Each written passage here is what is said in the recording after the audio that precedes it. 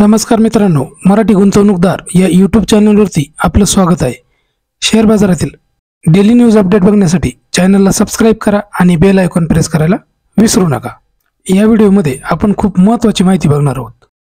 अमेरिकेचे राष्ट्राध्यक्ष Donald Trump यांनी फार्मा सेक्टरवरती 1 ऑक्टोबरपासून ब्रँडेड आणि पेटंटेड औषधांवर 100% टॅरिफ लावण्याची घोषणा केली आहे आणि त्यामुळे भारतीय बाजारामध्ये आपल्याला शुक्रवारच्या ट्रेडिंग सत्रामध्ये फार्मा सेक्टरमध्ये 2% जास्तची घसरण पाहायला मिळाली।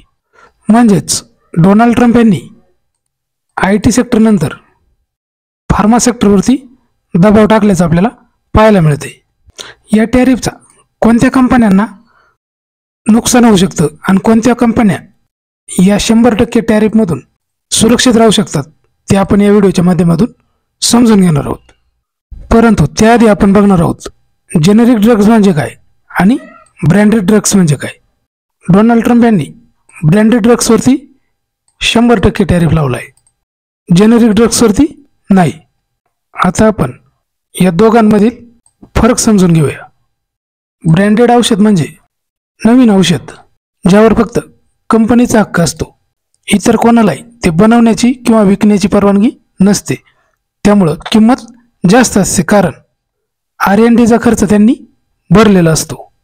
R&D म्हणजेच रिसर्च अँड डेव्हलपमेंट। त्यानंतर बघणार आहोत जेनेरिक ड्रग्स म्हणजे काय।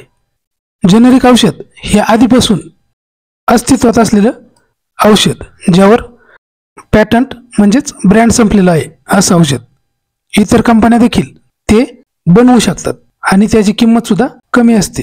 अमेरिकेत ब्रँडेड ड्रगवरती 100% टॅरिफ लागू होणार असल्यामुळे जर भारतीय कंपन्यांनी अमेरिकेत उत्पादन सुरू केलं नाही तर त्यांना मोठा तोटा सहन करावा लागणार आहे, कारण अमेरिका हा भारतासाठी सर्वात मोठा फार्मा बाजार आहे, जवळपास $12 अब्ज इतका।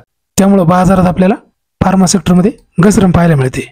जर फार्मा कंपन्यांनी अमेरिकेमध्ये ब्रँडेड औषधांचं उत्पादन सुरू केलं तर त्या औषधांवर 0% टॅरिफ लागणार आहे, म्हणजे नो टॅरिफ। डोनाल्ड ट्रम्प यांनी जेनेरिक ड्रग्सवर 100% टॅरिफ जर लावला असता तर फार्मा सेक्टरमध्ये प्रत्येक स्टॉकमध्ये आपल्याला लोअर सर्किट लागलेलं बघायला मिळालं असतं। आता जो टॅरिफ आहे तो फक्त ब्रँडेड औषधांवरतीच लागू होणार आहे। आता आपण बघणार आहोत कोणत्या कंपन्यांवरती या टॅरिफचा जास्त परिणाम होऊ शकतो। सर्वात पहिली कंपनी आहे ती सन फार्मा। या कंपनीचा रेव्हेन्यू अमेरिकेत 32% इतका पाहायला मिळतो। त्यामधला ब्रँडेड प्रॉडक्ट्समधला अमेरिकेचा वाटा 19% इतका आहे। त्यामुळं टॅरिफचा या कंपनीवर महसुलामध्ये मोठा दबाव येण्याची शक्यता आहे। त्यानंतर दुसरी कंपनी आहे ग्लँड फार्मा। ग्लँड फार्मा या कंपनीचा रेव्हेन्यू अमेरिकेतून 50% इतका जमा होतो। या कंपनीसाठी सुद्धा मोठा धोका आहे। त्यानंतर तिसरी कंपनी आहे ऑरोबिंदो फार्मा। अमेरिकेचा वाटा या कंपनीत 48% इतका पाहायला मिळतो। त्यानंतर चौथी कंपनी आहे झायडस लाईफ। या कंपनीचा रेव्हेन्यू अमेरिकेतून 46% इतका होतो। त्यानंतर पाचवी कंपनी आहे डॉक्टर रेड्डीज।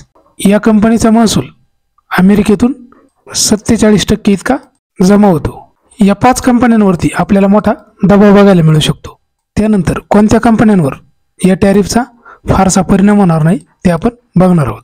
पहिली कंपनी आहे सिप्ला, त्यानंतर दुसरी कंपनी लुपिन। या दोन्ही कंपन्यांची अमेरिकेत उत्पादन प्लांट्स असल्यामुळं स्थानिक उत्पादनांवर टॅरिफ लागू होणार नाही, त्यामुळं या कंपन्यांवरती फारसा परिणाम होणार नाही। कारण लुपिनमध्ये अमेरिकेचा महसुलाचा वाटा किती आहे तर 37% इतका आहे आणि सिप्लामध्ये अमेरिकेचा वाटा 29% इतका पाहायला मिळतोय। म्हणजे या कंपन्या त्यांचा प्लांट अमेरिकेमध्ये असल्यामुळं आपल्याला सुरक्षित वाटतात।